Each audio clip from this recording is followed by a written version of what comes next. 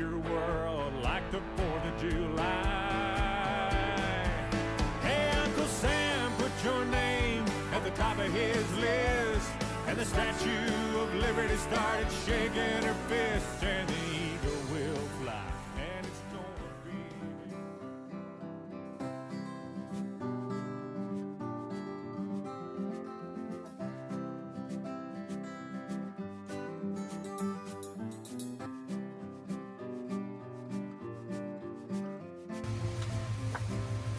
How's it going, everyone? This is Mark with Buford's Barbecue coming at you today on July 4th weekend.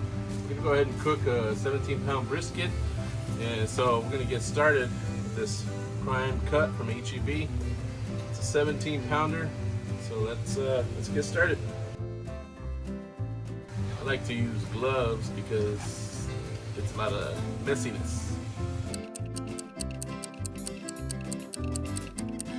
I got two choices of the knife. I got this real nice trimmer, and what people are using nowadays is using the straight slicer as the trimmer. They like those long, smooth cuts, you know. Let's see here. Vacuum sealed. This is a beef brisket from HEB. Beautiful brisket.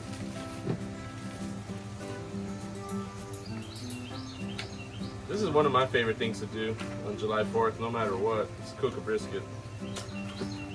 Pretty much tradition for me.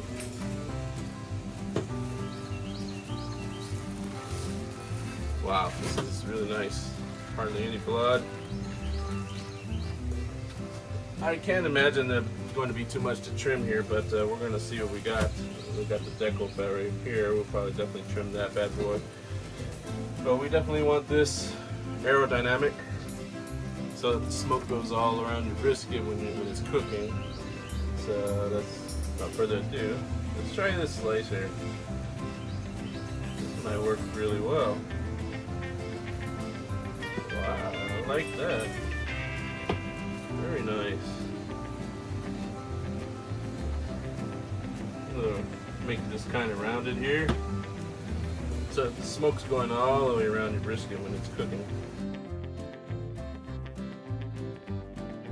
I do say that trimming with this long slicer is probably a lot easier with having a steady cut, right? You don't want to be all choppy, and then you have a choppy piece of meat. There is a chance of rain today, so we're going to keep an eye on that. One of the things you got to be careful of when you're doing this is don't cut yourself. Because when you're pushing too hard, sometimes you're cutting through this fat, you're cutting through the meat. Sometimes your fingers get in the way, and that just causes a big old headache. You gotta stop. You gotta stop what you're doing, and you gotta tend to your bloody fingers.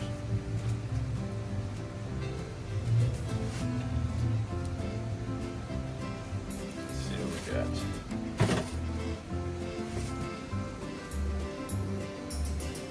I won't take off too much fat from back here, because you want a good layer of fat on your meat, at least a 1/4 inch thick. Because once that fat, when you're cooking it, renders to that beautiful Texas bark that everybody loves so much, that's just the best taste in the world.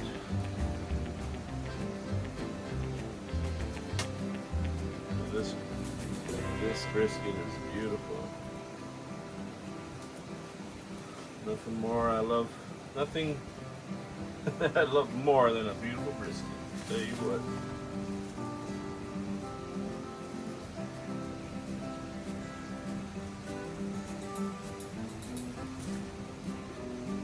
You most likely, a lot of times when you're trimming a brisket, you're going to trim off about, maybe 1.5 pounds, 2 pounds. I guess if you buy one of those super trimmed briskets, that's not gonna happen. But I'm in the category where I like to trim my own brisket. Oh yeah. That's getting to look a lot like brisket. Look at that. Nice.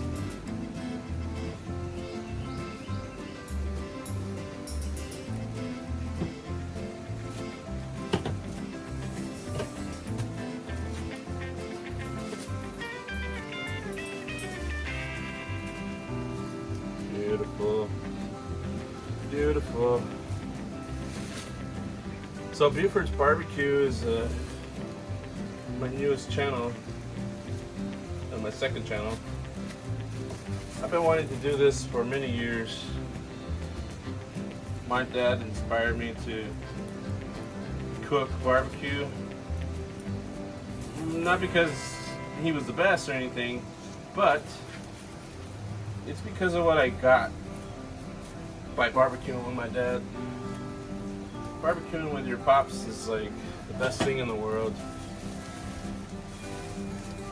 I had so many good memories, so many good talks. And then of course, when you're not a kid and you get to have a little brewski, you get those beer moments with your dad. When you talk about life. So Buford's Barbecue, my dad and I, that's kind of like our endearing endearment word for each other is Buford. Like, mostly like you're doing something silly and he catches you and he'll just say, Buford.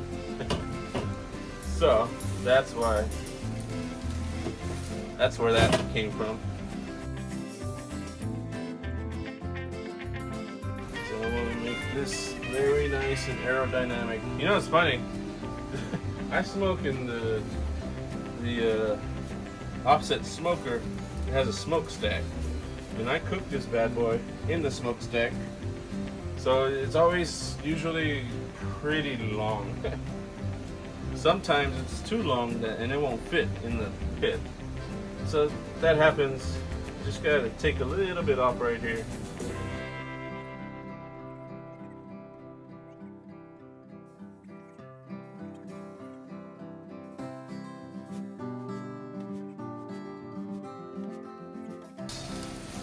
Very nice. Okay. So what do we do first? I'm gonna season this. I like to use a binder. My binder is mustard. Of course, I don't want to touch it with my dirty hand. There we go.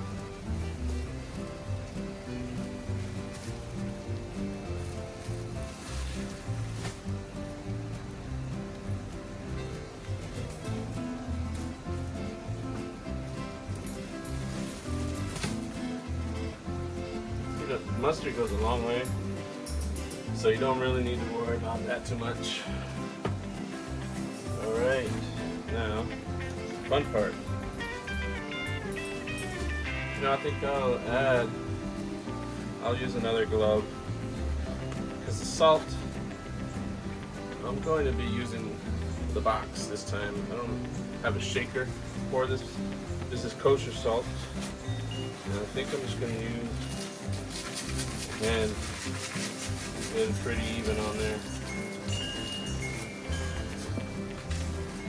There we go. These are the thick salt. Now this is a secret rub that I'm going to use. This is the first time I'm using this. It's been great. This is like, you can use this particular rub probably like on any kind of meat you want to cook.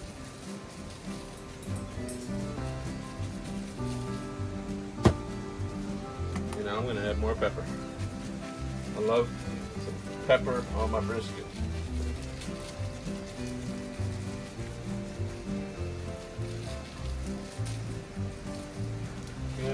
Good helping the brisket.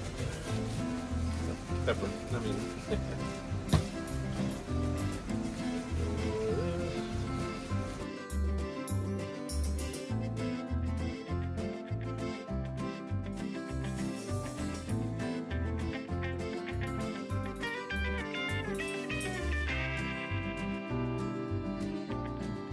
that's it.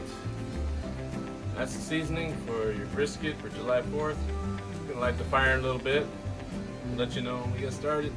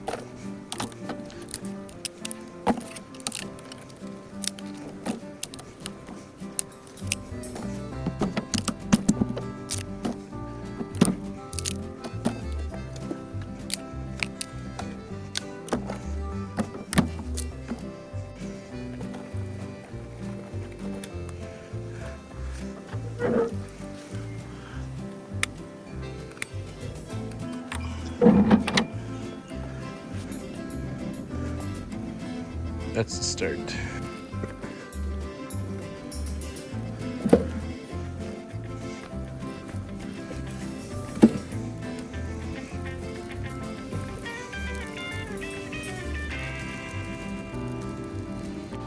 Three hours in, and this baby is smoking great. We're sitting at 225. It's amazing. I'm having to tend to the fire with using post oak wood probably like every 25 minutes just to make sure we're at the good temperature. And here comes the rain. America. Got my wood covered. We're 6 hours in. Put the meat in 4:30. It is now 10:30. Trusty thermometer. Let's give it a shot. Might be ready.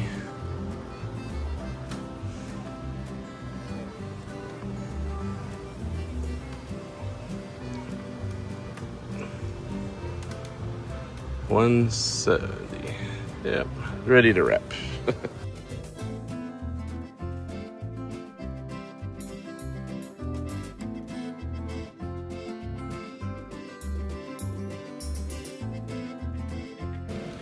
And we're gonna add a little Texas Gold to this.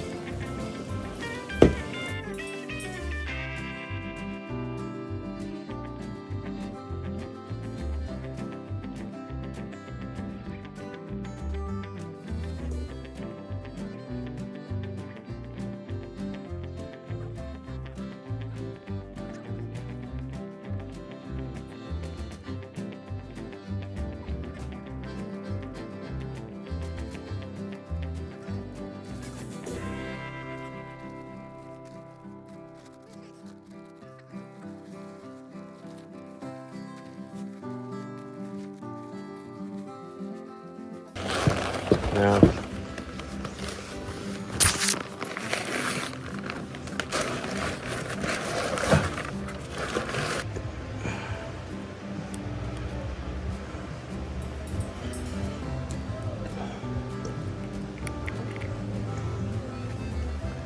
here we go.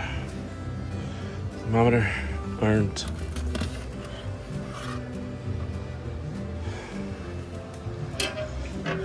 It's reading.